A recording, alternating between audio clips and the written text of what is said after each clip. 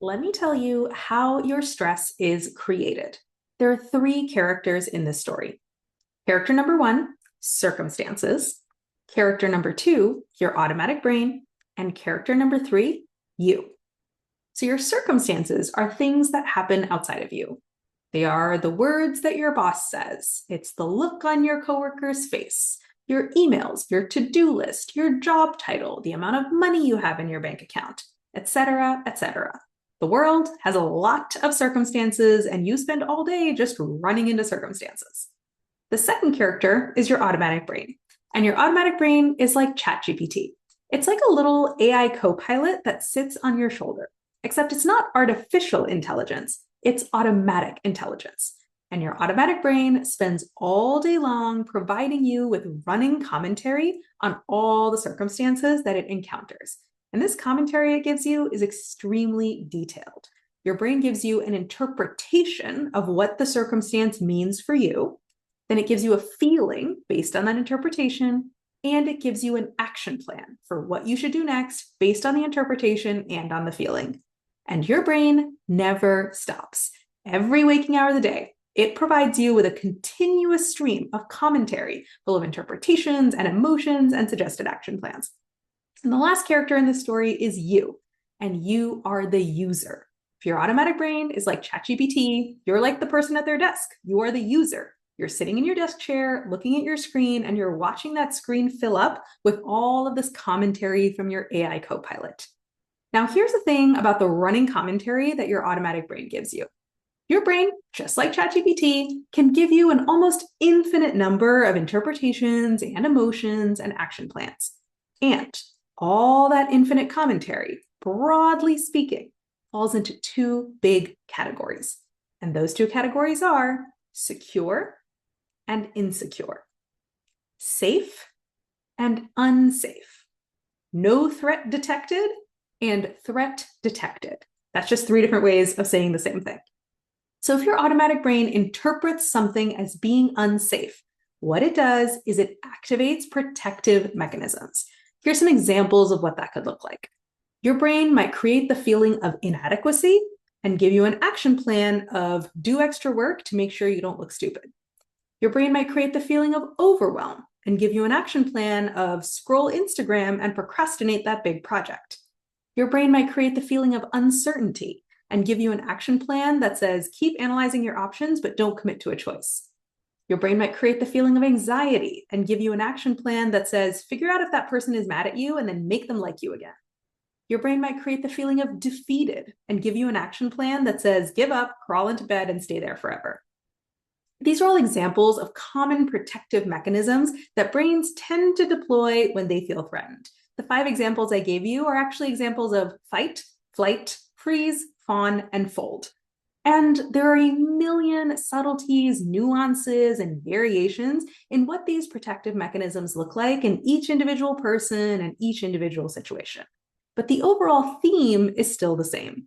Your automatic brain has interpreted something as being unsafe, and it has activated protective mechanisms to try and keep you safe.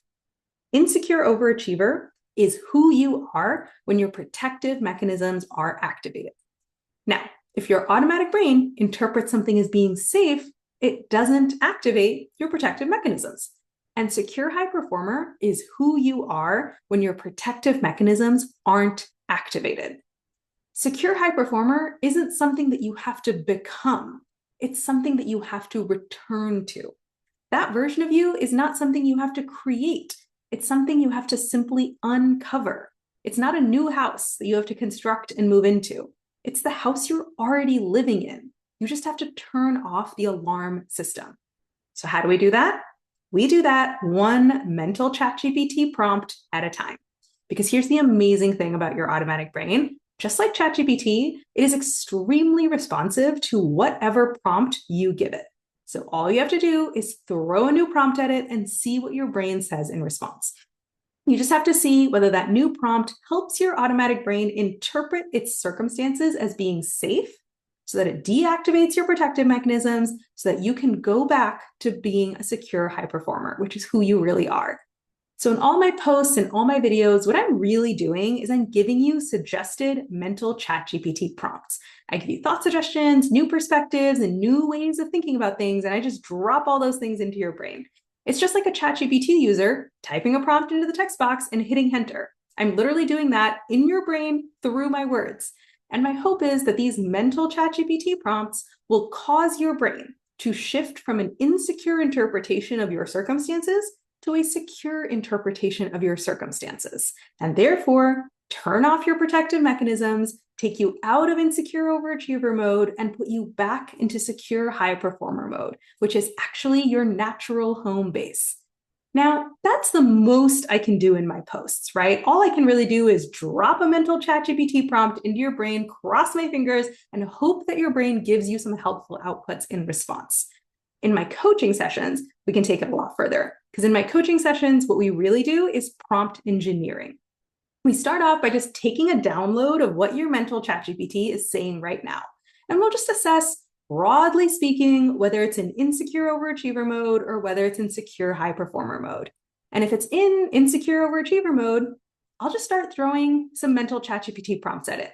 I'll throw one prompt, then we'll see what your brain has to say in response. Then I might adjust my prompt and try it again. We'll see what your brain has to say in response. I might try a brand new prompt altogether, see what your brain has to say in response, and we'll just keep doing that. We'll keep going until we've turned your brain's protective mechanisms off, shifted your brain out of insecure overachiever mode and back to its natural state of secure high performer mode. This is nothing more than prompt engineering for your mental ChatGPT. Try a prompt, check the response. Try another prompt, check the response. Adjust your prompt, check the response until you get the outputs that you want. Just like you might do with actual ChatGPT to get the outputs that you want. And when you coach with me, not only do you learn how to keep your brain in secure high performer mode for the specific circumstances that are currently in front of you, you also learn the overall skill of partnering with your mental ChatGPT, of working effectively with your mental AI co-pilot, that you can switch your brain from insecure overachiever mode to secure high performer mode on demand for the rest of your life. So if you would like to spend less time feeling stressed and anxious and being in insecure overachiever mode this year, and you want to spend more time feeling in control, in flow, and being in secure high performer mode, come talk to me and let's get started. The link to book a free coaching consult is above, or if you're listening on Instagram, that link is in my bio.